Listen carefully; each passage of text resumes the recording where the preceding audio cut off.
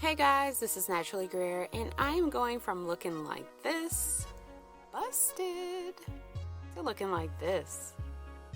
So if you want to know how I achieve this style, stay tuned.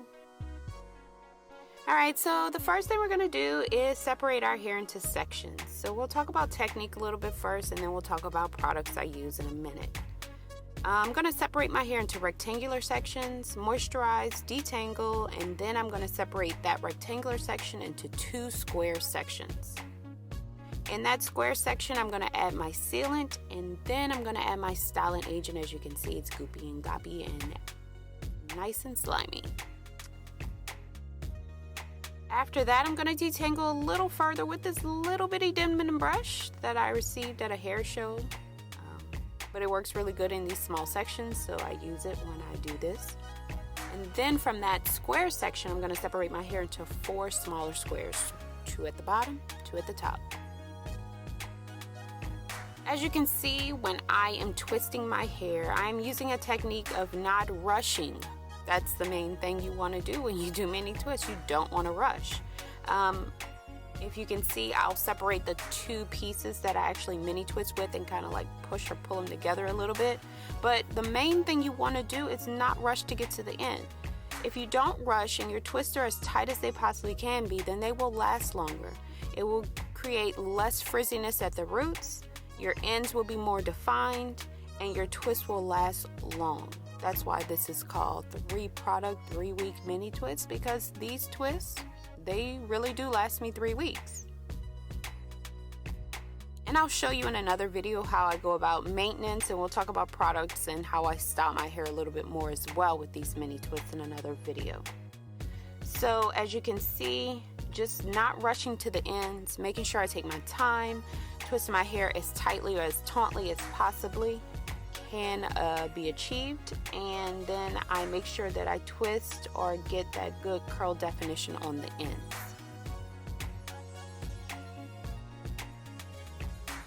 When I apply product to my hair as well, I make sure that my hair is well coated with product, which means that I shouldn't have like dry segments throughout that twist. So my hair from the top of my root of my hair to the ends of that piece of hair will be coated with product to make sure that it is consistently hydrated, sealed, and styled consistently. So then after I finish that segment, I just move on to the next segment. As you can see, I sprayed my hair down with my aloe moisturizing spray. I do have all of my videos of how to make any of these products in the description box below, so click those links there. So after I hydrate and add a humectant to my hair with my aloe moisturizing spray, because it has both of those components in it, I'm going to seal my hair with my whipped shea butter. After sealing in the moisture and the hydration, because hydration and moisture are different, and we'll talk about that a little bit more too, and then add my styling product on top. Now, for all of my people who do not have a defined curl pattern, and I mean by not having defined curl pattern, I can't really add product to my hair that will weigh my hair down and make my hair curl up. Like, it doesn't do that. It frizzes out or poofs out first before it will curl up. Now, if I manipulate my hair or style it in this manner or in another manner, I can get my curl definition or my curl pattern to pop out, but it is more of a coaxed curl pattern than it is a natural curl pattern. And you'll see that too when I separate these twists, how I'm able to achieve a curl type texture or a curl type pattern with my hair being manipulated.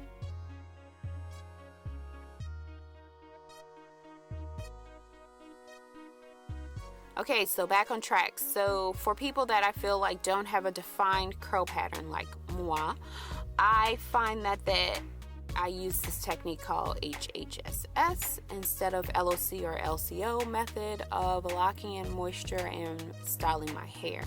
H.H.S.S. stands for hydration, humectant, sealing, and styling. That is what I've deemed or named this, just because it makes sense to me. So, like I said, in my aloe moisturizing spray, it hydrates and adds a humectant to my hair. I then seal with my shea butter or my butter or oil of choice, depending on the thickness or thinness of your hair. And then I add a styling product or gel on top of that. Oh, don't forget to trim ends as you go through this procedure. Anytime you feel like knots or tangles or see split ends in your hair, you should always trim or remove those just to prevent further damage or problems. So you'll see me break out the scissors once in a while as I am twisting my hair. So that is my styling procedure of choice. I find that it helps keep my hair fairly moisturized throughout this 3-week span of time, even though I go back and rehydrate periodically. It helps maintain the buoyancy or the curl pattern of my hair, and it also helps me keep a shine to my hair as well. I always have people asking me, how do you keep your hair so shiny? Why doesn't it look dull? And this is how I obtain it. This is how I do it. So if you were wondering how, there's no secret to it. This is my technique of doing so. When I get to the front of my hair, I don't like it to look like a little girl's hair with a part or a split down the middle or on the side. So I usually just twist or mini twist my hair all to the front. That way when I push it or pull it to the sides, I get some type of volume as well as not a defined part, because like I said, I think it looks fairly elementary to have a defined part sometimes. So I'm just going to finish mini twisting this front area, trimming my ends as needed throughout, separating my hair into small sections, and I've already added all of my styling product onto this section of hair, so I'm not going to add any more unless I feel like it's necessary. And if you've been watching my textures throughout this video, you've noticed that my front is totally different from my back. So the amount of product that I have to add onto the front is less than what I have to add onto the back, just because it's a less tighter curl configuration or whatever in the front than it is in the back.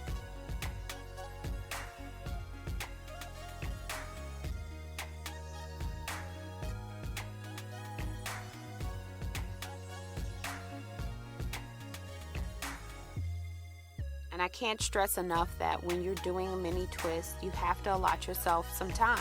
My hair has gotten thicker since I've been pregnant, so this technique usually takes me about 3 hours to obtain, but it took me about 4 this time, just because the thickness of my hair has changed. I still see that as way worth it, just because, like I said, this style lasts me about 3 weeks twisted. After I have it twisted for 3 weeks, I'll wear it maybe a week, week and a half, untwisted. So like I said, this technique or style lasts me about 3 weeks twisted. So after I've had it twisted for about 3 weeks, I'll wear it for like maybe a week, week and a half, depending on how my hair looks untwisted. So all in all, I get almost a month, month and a half out of this style. And so the 4 hours that I put into creating it, I don't really mind doing so, just because I know that it's going to last me for a period of time. Alright, so all done. As you can see, there's no defined type of part in the front of my hair. I can define one if I want one, but I like that it kind of just fills in and moves around as I want it to. So that's it to the styling technique. If you have any comments or questions, place them below. As always, subscribe and like, and I will see you all in the next video. I hope you enjoyed. Stay tuned for the next video when I talk about wet versus dry twisting, as well as a little bit more about my H.H.S.S method of twisting and styling my hair. Alright guys, so that's it for now. See you later. Bye.